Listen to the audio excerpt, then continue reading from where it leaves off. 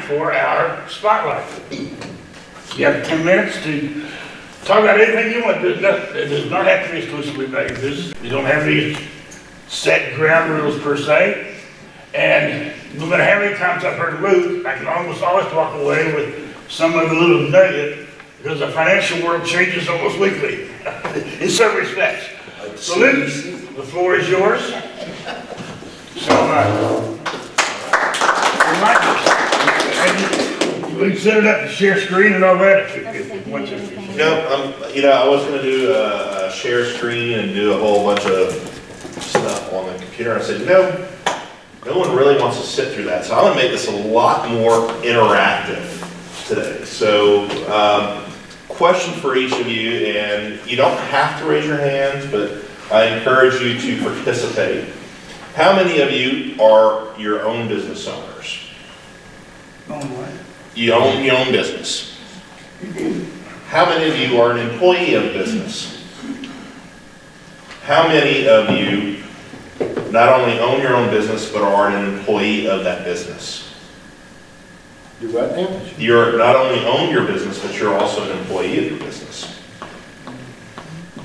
The reason why I ask some of those questions is because it depends on how you set up your business, your corporation. How many of you actually work with a tax professional every year for your business taxes as well as your personal taxes? Do you know what questions you should be asking each year to your tax professional? So I appreciate the fact that Alan brought up some of these questions. There are tax law changes every year. In the past couple of years, we have seen an extreme amount of tax law changes. I am not a tax professional. So when I sit down with my business owners and I start having conversations, the first thing that we do every time is we go over their risk tolerance. Every year, we talk about risk tolerance. Whether you're a business owner or on the personal side, you should be having that conversation. How many of you work with a financial professional, whether an advisor or a financial planner, for your personal retirement? How many work with one for your business? Only a couple hands went up. You should be working with a financial professional for your business. Why? Because that financial professional should be coordinating with your tax professionals to ensure that, hey, here's my risk tolerance. That's the first thing, making sure that you really understand how the market works. When I ask you, who here understands inflation? If I asked you, you had $100,000, you put that in a savings account in December of 2020, how much could you actually buy in December of 2021? 33,000. A lot more than that, but if you had $100,000, your buying power in December was actually $93,000. Wow. 7% year-over-year inflation. So why is it that we invest our money? Why is it that you work with not only your business and your personal side with a tax professional and a finance professional?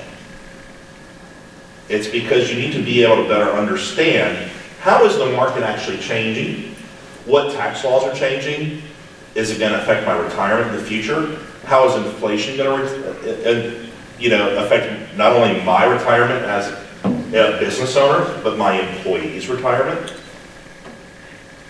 Who here remembers pension plans? Pensions.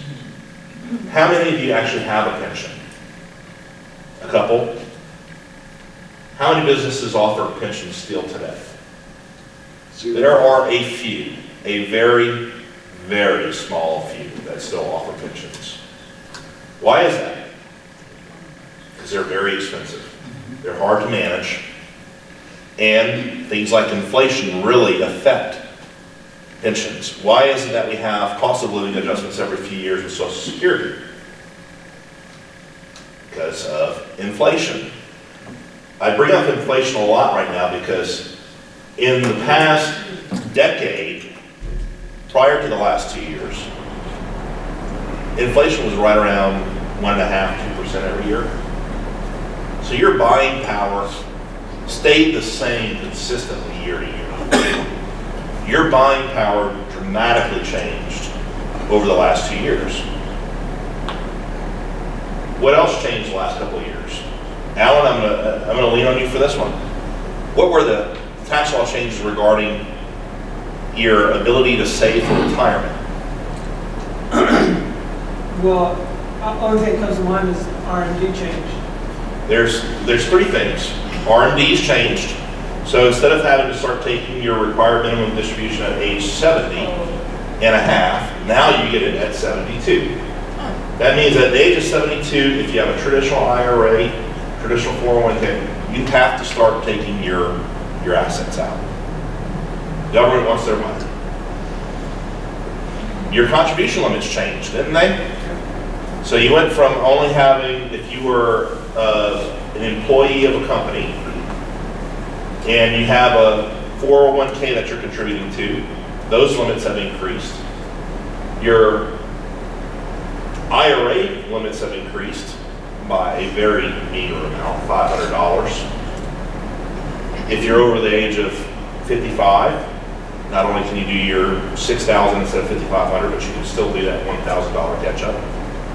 There's a big change last year. Anybody ever heard of something called a backdoor Roth? Backdoor Roths as of December the 30th no longer exist. Everyone did it wrong anyway. Yeah, a lot of people did do it wrong. But that's where, if you're working with a tax professional as a financial advisor, you're making sure that you're properly educating your clients on the tax implications of doing a backdoor Roth and what does that actually mean for your taxable contributions for this year. What kind of write-offs do you need to have? But that should still be a concern that you should be having as a business owner. Moving forward, there have been so many tax law changes, I can't even keep track of them all. That's why I have conversations with my tax attorneys as well as my CPAs whenever we're dealing with complex situations. It's one thing if you just do a standard deduction on, because you don't have very many deductions on your house or you don't even own your own house. So you just use your standard deduction when you're processing your taxes.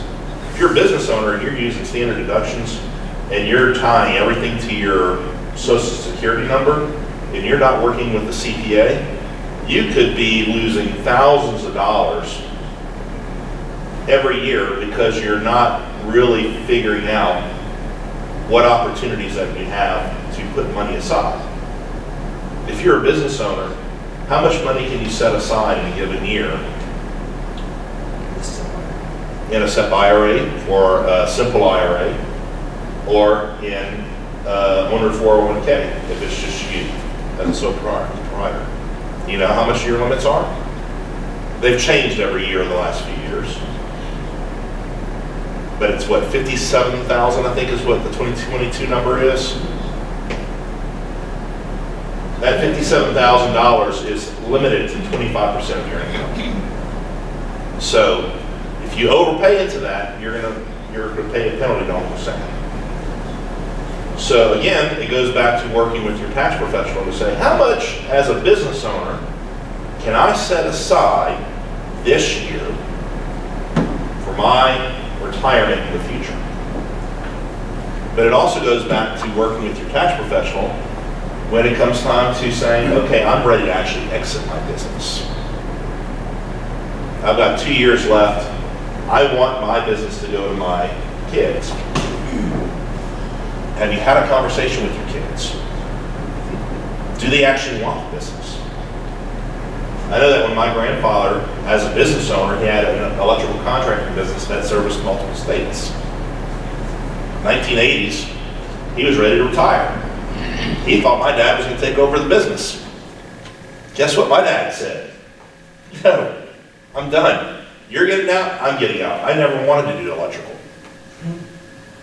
But he did it from the time he was old enough to hold a screwdriver to be able to put faceplates on in home and residential construction and commercial construction. But is that really what he wanted to do for the rest of his life? No. He was stuck doing it because he wanted to help his dad out with his business. Terry, I don't know, are your kids involved with your business? No. I know that Cliff's son is involved with this business, and he's very interested in that. I have other clients that their kids are not interested in taking over their family business. So what kind of exit strategy do you have? Well, you could potentially sell your business. How much is it worth? A lot of people are like, oh, well, it's worth X. Well, that's how much you might be making in a year, but is that really the right number? Again, that's sitting down with your tax professional, with your accountant, looking at your books, working with your financial advisor, the three sitting down to really evaluate where your business is and how much is your business worth, so that you can actually make money and then invest it properly, so that way your money never runs out. That's the goal of financial advisors, to ensure that you never run out of money in retirement. How many business owners in here that are self-employed, how many of you paid both into Social Security as well as into a retirement plan? Only a handful put their hands up. How many have already maxed out their Social Security? I know I have. I did that a long time ago. It's like, well, it's crazy. You know, you wouldn't think that a 41-year-old would already be at the max number for their Social Security payment when they retire in 20 years. I'm taking mine back next month. There you go. By God, they're going to send me a check. There you go. There you go. How many have lost a spouse? Anyone in here lost a spouse? MJ has. Anyone online? Losing a spouse and understanding spousal benefits is, again, something that you need to be involved in those conversations with your financial advisor. Unfortunately, MJ already understands that it can be complicated in how much you're actually getting once you actually get into the retirement phase, and how much you can earn, and how old were you whenever you lost your spouse, if you don't mind me asking? What, 6 years ago? 6 years ago. So, are you getting any spousal benefits currently? Well, his Social Security. Your Social Security, no. okay. Or the difference in what difference. mine and his was. Yeah. Unfortunately, I was with a financial advisor at that time, so it was very, very helpful. Absolutely. I mean, it was extremely helpful.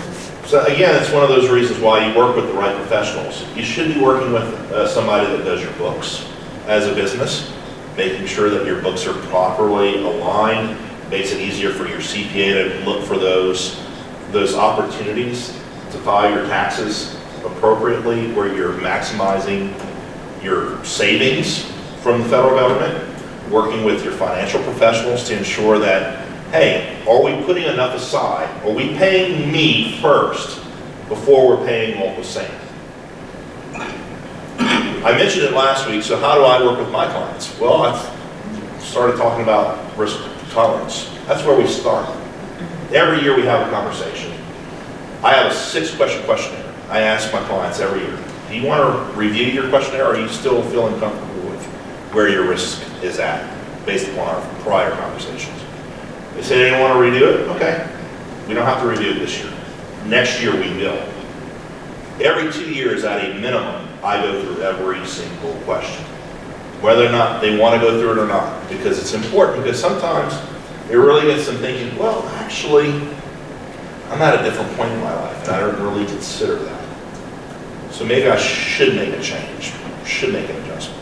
Some people have evaluated how their performance has been, even through tough times, and they say, you know what, I never thought I'd say this, but I actually want to take on more risk. I see where things are. I see how things have changed. I've lived through some difficult years in the market, and understanding how the market recovers. I think I'm prepared to take on more risk. But again, it's my job as a financial professional, and it should be your financial professional's job to educate you on how the market's working, what's going on, what factors could affect your retirement. Are you having those conversations at least once a year at a minimum?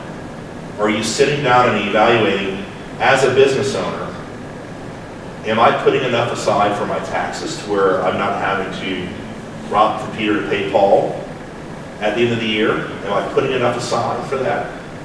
Am I putting enough aside for my insurance? Have I had a conversation about protecting my assets with both my insurance agent as well as my financial advisor? There's two ways of protecting your assets, right? Jimmy mentioned it a little bit ago. Having commercial insurance, having P&N insurance. If you have an umbrella policy, is your car properly protected if you're using it for business? If you're bringing people in your car, do you have the right insurance if there's an accident? Again, working with all those different things, that's your job of your financial advisor. Let's talk about your protection. If something happens in retirement for your health, do you have key person insurance for your business? If you're sole proprietor and you're the primary earner for your family, if something were to happen to you, do you have enough insurance to take care of your family? So, if you have any questions about this or working with a financial professional, I would encourage you to talk to them. I'm happy to give free second opinions and appreciate your time. And I know that it wasn't all on the market today, but I figured we've kind of broached into process before, but this just kind of gives you a little taste of what I do on a day-to-day basis and why I love what I do. Luke Trahan, Financial Advisor, Edward Jones.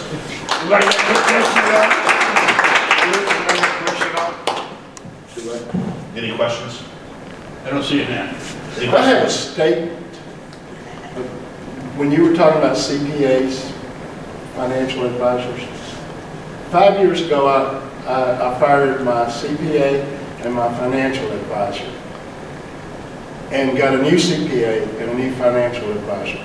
That first year, and I paid half amount in income tax that I had paid the previous year because of the structure.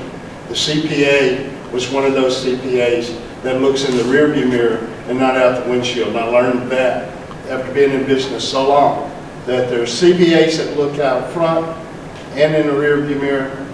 There's CPAs that look in the rearview mirror and all they want to do is take your numbers, do your taxes, and whatever's the easiest way, then charge you to do it.